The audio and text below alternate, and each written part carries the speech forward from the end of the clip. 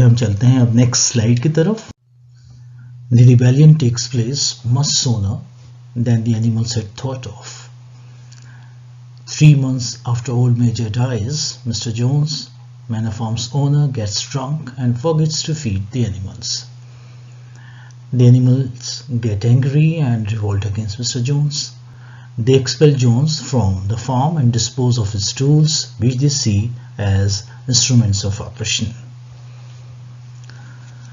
तो बड़ा मज़े की बात ये होती है कि उन्होंने अभी सोचा भी नहीं होता कि आंदोलन करना है। अभी तो ख्वाब ही देखा था आंदोलन का, लेकिन उनको मौका मिल जाता है मिस्टर जोन्स के खिलाफ आंदोलन करने का। होता यूँ है कि जो ओल्ड मेजर हैं जिन्होंने ख्वाब देखा था आज़ादी का, उनकी तो डेथ हो चुकी है और 3 महीने गुजर चुके हैं इस बात को। अब एक दिन मिस्टर जोन्स जो कि मैनर फार्म के मालिक हैं और जो कि बेहद शराबी किस्म के आदमी हैं, बहुत शराब पीते हैं, नशा करते हैं, तो वो जो है एक दिन देर रात को घर वापस लौटते हैं और इतने ज़्यादा नशे में होते हैं कि उनको इस बात का ख्याल ही नहीं रहता कि जानवर जो है सुबह से भूखे हैं और उनको फीड कराना है। अब क्योंकि जानवर बहुत भूखे थे, दिन भर उन्होंने खेतों पे काम किया, वो चाहते थे कि उनको जो है खाना मिले, लेकिन मिस्टर जोन्स आके वो अपने फार्म हाउस में पड़ के सो जाते हैं। अब जानवर को बेपनाह गुस्सा आता है, इतना गुस्सा आता है कि जो बान है जहाँ पे जो खलियान है जहाँ पे सारे जो अनाज है रखे रहते हैं, गेहूँ, चावल, दालें, जो भी सब कुछ अनाज होता है, उसका दरवाज़ा ही वो तोड़ देते हैं। जिसके हाथ जो लगता है उस पर वो टूट पड़ता है। अब बेतहाशा भूखे थे तो इतना ज़्यादा शोर शराबा होता है कि उस शोर शराबे को सुनकर मिस्टर जोन्स बाहर आते हैं और देखते हैं अरे ये तो बड़ा उपद्रव किया हुआ है जानवरों ने, तो अपने आदमियों के साथ आकर कुछ हवाई फायर करते हैं जानवरों को खदेड़ने के लिए। लेकिन होता कुछ उल्टा ही है। यहाँ तो पहले से ही जो है एनिमल्स तैयार थे, वो तो आंदोलन की आग तो उनमें जली चुकी थी, ज्वाला प्रज्वलित हो चुकी थी जो कि ओल्ड मेजर ने की थी। तो वो सब एकजुट होके ऐसा ज़बरदस्त मुकाबला करते हैं मिस्टर जोन्स का और उनके आदमियों का कि मिस्टर जोन्स जो है वो बाहर भाग जाते हैं मैनर फार्म के। कहते हैं ना जैसे बिल्कुल एकदम रफू चक्कर हो जाते हैं वहाँ से। वो ये सोचते हैं कि यहाँ से निकलना ही जो है बेहतर है अपनी जान बचाने के लिए। तो वो मिस्टर जोन्स और उनके आदमी जो है वहाँ से मैनर फार्म से चले जाते हैं। तो एक तरह से अब सोचा नहीं होता कि इतनी जल्दी उन्हें जो है ये मौका मिल जाएगा आंदोलन का। खैर मौका मिल जाता है, वो उनकी गलती होती मिस्टर जोन्स की, उन्होंने उनको फीड नहीं कराया। तो जानवर को गुस्सा आता है, उन्हें बाहर निकाल देते हैं। अब यही नहीं, जितनी भी चीज़ें हैं, जो भी सब दास्ता के प्रतीक हैं, गुलामी के जो सिंबल हैं, उस सबको वो नष्ट कर देते हैं। बस एक चीज़ है जो कि वो रोक लेते हैं, वो है मिस्टर जोन्स का घर, फार्म हाउस। उसको वो म्यूज़ियम में तब्दील कर देते हैं। और बाकी जितनी भी चीज़ें हैं, जो भी दास्ता के प्रतीक हैं, जो भी इस बात की सिंबल हैं, सूचक हैं, संकेत हैं कि वो इंसानों के ग़ुलाम रहे हैं, उन सब चीज़ों को वो नष्ट कर देते हैं या आग लगा देते हैं। तो ये होता है। ठीक है, बढ़ते हैं अगली स्लाइड पर। Snowball reduces the teaching of old Major into 7 commandments, which come to be known as principles of animalism. They are: whatever goes upon 2 legs is an enemy.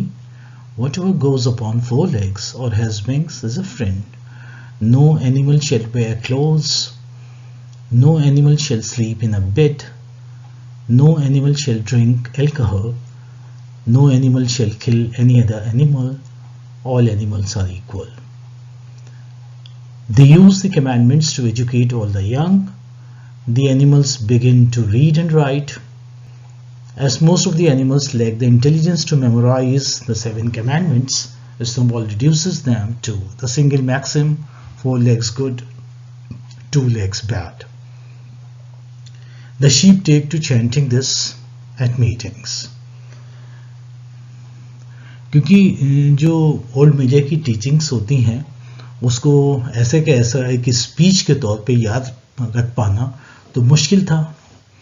तो लिहाजा जो सबसे ज़्यादा होशियार जानवर है वहाँ पे, जिसका नाम स्नोबॉल है, वो सारी टीचिंग्स को ओल्ड मेजर की 7 कमांडमेंट्स के रूप में, 7 निर्देशों के रूप में परिवर्तित कर देता है, चेंज कर देता है, ट्रांसफॉर्म कर देता है, उनको एक शेप देता है 7 कमांडमेंट्स का। बाइबल में कैसे कमांडमेंट्स हैं? 10 कमांडमेंट्स। तो 10 कमांडमेंट्स ना होकर यहाँ पे क्या है? 7 कमांडमेंट्स हो जाते हैं। ये कमांडमेंट्स उन्होंने बाइबल से ही लिया है, क्योंकि ये एक तरह से उसी तरह से जिस तरह से हम रिलीजियसली फॉलो करते हैं बाइबल को, उसी तरह उसी रिलीजियसिटी से, उसी यानी पूरे एक डिवोशन के साथ, डेडिकेशन के साथ और बिल्कुल सच्चाई के साथ जो है फॉलो करना है इन 7 प्रिंसिपल्स को, प्रिंसिपल्स ऑफ एनिमलिज्म को, पशुवाद के सिद्धांत को। तो वो सारी टीचिंग्स को ओल्ड मेजर की 7 निर्देशों में, 7 कमांडमेंट्स में चेंज कर देते हैं। और ऐसा तवक्को की जाती है, ऐसा ही अपेक्षा की जाती है सब जानवरों से कि वो उसको याद कर लेंगे, लर्न कर लेंगे बाय हार्ट। तो सबसे पहले जो कमांडमेंट है वो क्या है? Whatever goes upon 2 legs is an enemy. आप लोग भी ये सब याद करके रखें, क्योंकि ये सिर्फ एनिमल फॉर्म के एनिमल्स के लिए ज़रूरी नहीं है, बल्कि जो स्टूडेंट्स हैं जो कि एग्ज़ाम में जो क्वेश्चंस हैं वो एनिमल फॉर्म पे अटैम्प्ट करने वाले हैं, उनको भी कमांडमेंट्स याद होने चाहिए। क्योंकि जो एक ये नॉवेल है जो एनिमल फॉर्म, इसका जो सारा निचोड़ है वो इन्हीं 7 कमांडमेंट्स के बनने और टूटने में है। तो ये 7 कमांडमेंट्स सभी को याद होने चाहिए। आप सब लोग याद कर लें, बहुत आसान है याद करना। Whatever goes upon 2 legs is an enemy। जो भी कोई 2 पैर पे चलता है वो हमारा दुश्मन है, अर्थात कौन? इंसान। Whatever goes upon 4 legs or has wings is a friend। और जो कोई 4 पैरों पे चलता है या जिसके पंख हैं, पर हैं, वो हमारा दोस्त है, अर्थात जानवर और पक्षी। No animal shall wear clothes। कोई भी जानवर जो है कपड़े नहीं पहनेगा, क्योंकि कपड़े कौन पहनते हैं? इंसान पहनते हैं। यानी वो ऐसा वो तहिया करते हैं, ऐसा वो जो है एक तरह से दृढ़ संकल्प करते हैं कि कोई भी ऐसा काम नहीं करेंगे जो कि इंसान करता है। क्योंकि इंसान तो जो है वो क्या है उनके लिए? एक भ्रष्ट प्राणी है, क्रीचर है, जिसको कि फॉलो नहीं करना है। तो कोई भी ऐसा काम नहीं करना जो कि इंसान करता है। तमाम ऐसे काम जो कि इंसान करता है उससे हमें दूर रहना है। तो क्या नहीं करना है? No animal shall wear clothes. कोई भी जानवर कपड़े नहीं पहनेगा। No animal shall sleep in bed. कोई भी जानवर बिस्तर पे नहीं सोएगा। No animal shall drink alcohol. कोई भी जानवर शराब नहीं पिएगा। नशाखोरी कौन करता है? Mister Jones. नशाखोरी की वजह से ही जो है वो उन्होंने, आपको याद होगा कि फीड नहीं कराया, जानवरों को खाना नहीं खिलाया, जिसकी वजह से क्या होता है? उनको गुस्सा आता है, वो खदेड़ देते हैं मिस्टर जोन्स को एनिमल फार्म के बाहर। तो कोई भी जानवर शराब नहीं पिएगा, क्योंकि शराब एक बुरी चीज है। No animal shall kill any other animal. और कोई भी जानवर दूसरे जानवर को नहीं मारेगा। ये मारने का ये सारा काम कौन करता है? इंसान करता है। तो एक तरह का व्यंग भी है, आप ये देखें, बहुत गहरा व्यंग है कि जानवर जो हैं उनमें एक तरह की इंसानी फीलिंग है, लेकिन जो इंसान है वो जानवर है, क्योंकि वही एक दूसरे को मारते हैं। तो यहाँ पे जानवर तय करते हैं कि हम किसी भी जानवर को नहीं मारेंगे, क्योंकि ये काम कौन करता है? ये गंदा काम इंसान करता है। All animals are equal. सारे जानवर समान हैं, ऐसा भी वो कहते हैं, क्योंकि वो कहाँ समानता नहीं देखते। इंसानों में कोई समानता नहीं है। तरह तरह के जो है उनमें क्या है? डिस्क्रिमिनेशन है, काले का, गोरे का, और अलग अलग रिलीजन्स को मानने वाले हैं, तब उनमें जो है डिफरेंसेस रहते हैं। अलग अलग बोलियां बोलते हैं, इस बात के डिफरेंसेस रहते हैं।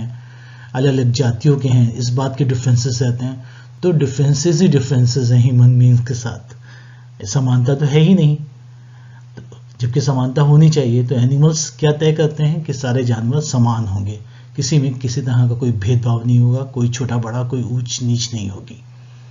तो ये बड़े अच्छे से कमांडमेंट्स हैं जो कि स्नोबॉल सारी टीचिंग्स को ओल्ड मेजर की उसमें चेंज कर देता है, ट्रांसफॉर्म कर देता है, और सारे जानवरों से कहा जाता है कि आप इसी के अनुसार अपनी ज़िंदगी गुजारें। ये हमारे जीवन का उद्देश्य होना चाहिए। अपनी ज़िंदगी जो है हमें इन्हीं कमांडमेंट्स को ध्यान में रखते हुए गुजारनी है, इनको अपने जीवन में उतार लेना है।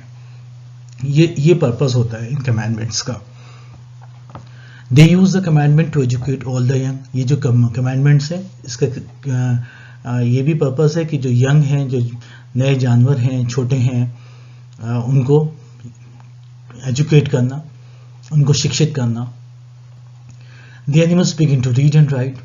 अब स्नोबॉल जो है वो क्योंकि बहुत होशियार है, उसको लिखना पढ़ना आता है, तो वो दूसरे जानवरों को भी जो है लिखने पढ़ने के लिए प्रेरित करता है, और वो लोग लिखना पढ़ना भी सीख जाते हैं। As most of the animals lack the intelligence to memorize the 7 commandments, Snowball reduces them to the single maxim. अब सारे जानवर तो जो हैं इतने अक्लमंद, इतने ज़हीन, इतने बुद्धिमान नहीं हैं कि वो सारे के सारे कमांडमेंट्स एज इट इज़ याद कर सकें। तो स्नोबॉल उनकी सहूलत के लिए, उनकी आसानी के लिए उन सब कमांडमेंट्स को एक मैक्सिम में, एक प्रोवर्ब में, एक सेइंग में कन्वर्ट कर देते हैं। वो क्या है सेइंग? 4 legs गुड, 4 टांगे अच्छी, 2 legs बैड, 2 टांगे बुरी। तो वो सारे टाइम जो शीप हैं ख़ास तौर से, क्योंकि वो शीप जो है ना सबसे ज़्यादा बेवकूफ़ जानवर दिखाई गई हैं। शीप को दिखाया गया है कि वो बेहद जो है कुंद बुद्धि की हैं, बुद्धिहीन है, या आप सोचिए स्टूपिड है, फूलिश हैं, ये दिखाया गया है उनको, ब्लॉकेट्स दिखाया है शीप को। तो शीप के लिए ही जो है ये सारे के सारे कमांडमेंट्स एक मैक्सिम में तब्दील कर दिए गए हैं, चेंज कर दिए गए हैं।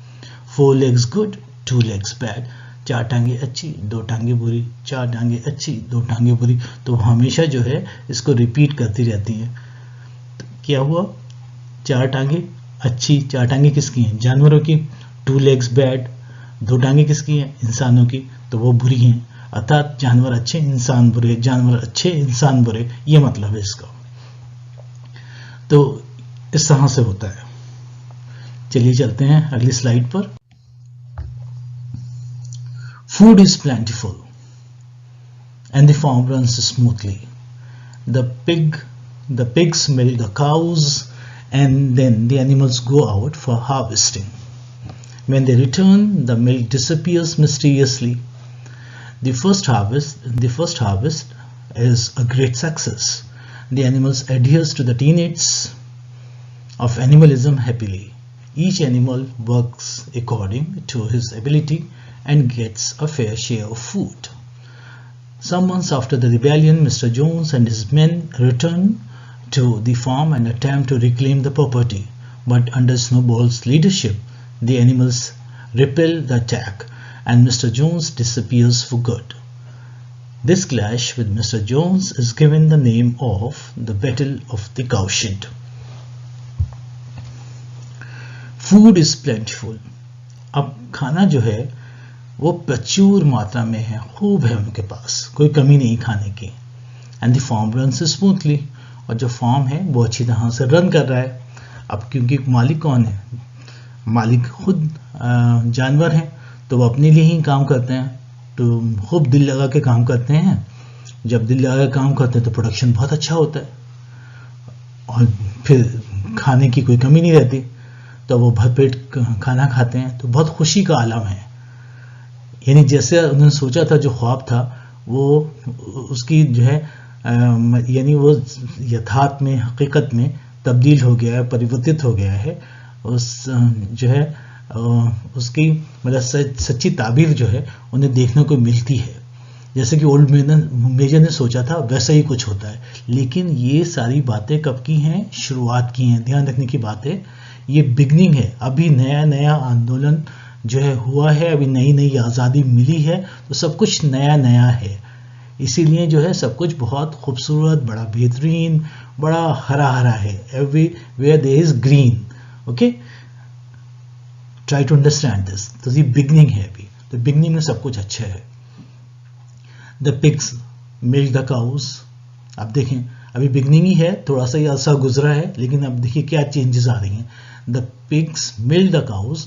जो पिग्स हैं वो गायों का दूध दूहते हैं, उन्होंने दूध निकालना सीख लिया, तो गायों का दूध दूधने का काम पिग्स का है। And then animals go out for harvesting, और फिर जो बाकी सारे जानवर हैं वो खेतों पे काम करने चले जाते हैं। जब वो खेतों से वापस आते हैं लौटकर, तो बड़ी अजीबोगरीब बात होती है कि सारा दूध जो बाल्टियों में भरा हुआ था वो दूध सबका सब गायब हो जाता है। तो सारे जानवर बड़े हैरान परेशान हो जाते हैं, आखिर हुआ क्या, इतनी सब बाल्टियां भरी हुई थी दूध की, अब जो है सारी बाल्टियां खाली हैं। तो मालूम ये होता है कि सारे का सारा दूध किसने कंज्यूम कर लिया, पिग्स ने कंज्यूम कर लिया। पिग्स सारा दूध जो है गटक जाते हैं, सब दूध पी जाते हैं। और इसी तरह से जो है बहुत सारे जब वो हवाएं चलती हैं और तेज हवाएं आंधी आती है, तो जो फल होते हैं वो भी गिर जाते हैं। जैसे बहुत से एप्पल ट्रीज थी तो उसके फल गिरते हैं, तो सारे के सारे फल इकट्ठे किए जाते हैं, सारे जानवर इकट्ठे करते हैं कि अब इसको खाएंगे मजे से। लेकिन वो फल भी सारे खाने का काम कौन करता है, पिग्स। तो पिग्स दूध भी सारा पी रहे हैं, सारे फल भी खा जाते हैं। और फिर इस बात की दलील वो ये देते हैं क्योंकि हम लोग दिमागी काम करते हैं, हम लोग जो है ब्रेन वर्क कर रहे हैं। तो ब्रेन वर्क करने के लिए हमें इन चीज़ों की ज़रूरत है। हमें शौक नहीं है खाने पीने का, हमें दूध पीने का कोई शौक नहीं है, लेकिन क्या करें, मजबूरी में खाना पड़ता है। मजबूरी ये है कि अगर हम नहीं खाएंगे तो हम ब्रेन वर्क नहीं कर सकते, और ब्रेन वर्क नहीं करेंगे तो मिस्टर जोन्स वापस आ जाएंगे, और मिस्टर जोन्स वापस आ जाएंगे तो हम एक बार पुनः गुलाम हो जाएंगे। फिर वही ज़िंदगी गुलामी की हमारी हो जाएगी, चाबुक से हमारी पिटाई होगी, भरपेट खाना नहीं मिलेगा। तो ये सब दलीलें जो हैं पिग्स देते हैं दूसरे जानवरों को। अब दूसरे जानवर कहते हैं हाँ भाई सही बात है, ये तो ब्रेन वर्क करते हैं, तो ठीक है, इन्हीं को दूध पीने दो, इन्हीं को फल खाने दो। तो इस तरह से होशियारी से, मक्कारी से जो है वो सुपरवाइज करते हैं पिग्स दूसरे जानवरों को। अर्थात उनका कोई काम नहीं है, उनका काम सिर्फ इंस्ट्रक्शंस का है, वो सिर्फ निर्देश देते हैं। सारा काम, मेहनत, मशक्क़त जो भी कुछ है वो सब बाकी के जो जानवर हैं वो करते हैं, जो सीधे साधे हैं और जो ज़्यादा अक्लमंद नहीं है, जो ज़्यादा होशियार नहीं है। तो क्योंकि अब जानवरों ने बहुत ज़्यादा मेहनत की होती है, जानवरों ने बहुत ज़्यादा यानी जी जान लगा दी होती है अपनी प्रोडक्शन में, तो जाहिर है बहुत ज़बरदस्त प्रोडक्शन होता है। हार्वेस्ट जो है, पहली जो फसल है वो बहुत ज़बरदस्त होती है। जैसे याद होगा आपको ग्रीन रिवोल्यूशन और वाइट रिवोल्यूशन, उस टाइप से जो है एक रिवोल्यूशन आता है, तो उनके यहाँ जो है ज़बरदस्त फसल होती है, पहली फसल। ध्यान रखिएगा, फर्स्ट इज इंपॉर्टेंट, ये एडजेक्टिव जो है इंपॉर्टेंट है। First harvest is a great success, क्योंकि सारे जानवर खुश हैं, उनमें जोश व खरोश है, तो पहली जो फसल है वो बहुत अच्छी होती है। The animals adhere to the tenets, और जो भी जितने भी वो धार्मिक सिद्धांत हैं, डॉक्ट्राइन्स हैं, डॉगमाज हैं, उनको भी जो है बहुत अच्छी तरह से वो फॉलो करते हैं। मतलब जो 7 कमांडमेंट्स हैं उस पे वो एकदम बिल्कुल जमे हुए अटल हैं, और उसी के हिसाब से ज़िंदगी गुजारते हैं खुशी खुशी। पशुवाद का सिद्धांत जो है वो बहुत अच्छी तरह से फॉलो किया जाता है, और सबके सब जानवर उसको फॉलो करने में खुशी महसूस करते हैं, आनंद महसूस करते हैं। Each animal works according to his ability and gets a fair share of food. तो शुरुआत में क्या होता है, सारे जानवर जो हैं वो अपने अपने हिसाब से, जिसकी जितनी क़ुव्वत है, जितनी सलाहियत है, जितनी उसमें सामर्थ्य है, उसके हिसाब से वो काम करता है, और हर किसी एक जानवर को जो है अच्छा खाने पीने को मिलता है। Some months after the rebellion, Mr. Jones and his men returned to the farm and attempt to reclaim the property. But under Snowball's leadership, the animals repel the attack and Mr. Jones disappears for good. अब कुछ महीनों बाद, यानी mister Jones को बाहर खदेड़ दिया था, आपको याद होगा, एनिमल फार्म से। अब वापस जो है कुछ महीनों के बाद मिस्टर जोन्स दोबारा अपने आदमियों के साथ अपनी प्रॉपर्टी को रिक्लेम करने के लिए, वापस हासिल करने के लिए आते हैं फार्म पर। लेकिन स्नोबॉल की लीडरशिप में उनको मुंह की खानी पड़ती है। अर्थात स्नोबॉल और अपने जानवरों के साथ इतनी ज़बरदस्त काउंटर अटैक करते हैं मिस्टर जोन्स पे कि मिस्टर जोन्स जो है वो भाग खड़े होते हैं वहां से अपनी जान बचा के। तो और फिर जो है इसके बाद जब जाते हैं तो फिर दोबारा से नहीं आते हैं, डिसअपीयर्स फॉर गुड। यानी हमेशा के लिए चले जाते हैं, हमेशा के लिए डिसअपियर हो जाते हैं, उसके बाद दोबारा उनकी कभी आमद नहीं होती, उनका आना नहीं होता है। अब उनको मालूम हो जाता है कि ये जो फार्म है ये तो जो है भाई हत्या लिया जानवरों ने, अब तो इनसे जो है वापस हासिल करना और जो पुनः इसको पाना बहुत मुश्किल है, तो वो जो है दोबारा से कोशिश नहीं करते हैं, वापस नहीं आते हैं।